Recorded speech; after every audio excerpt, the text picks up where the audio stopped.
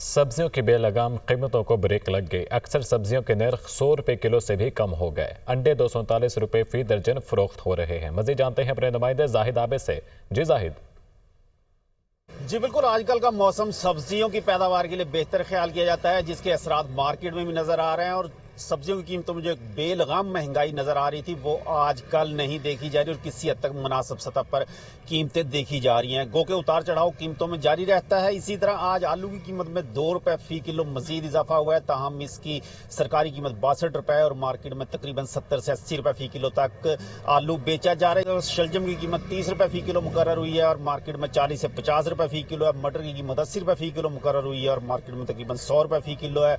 गाजर की कीमत भी 35 रुपए फी किलो मुकर्रर की गई है। ताहम मार्केट में 35 से 40 रुपए फी किलो तक इस वक्त गाजर दस्तयाब है। ब्रायलर गोश्त इंतहाई सतह पर इसकी कीमत बदस्तूर कैप पर 595 रुपए फी किलो आज भी इसकी कीमत मुकर्रर की गई है।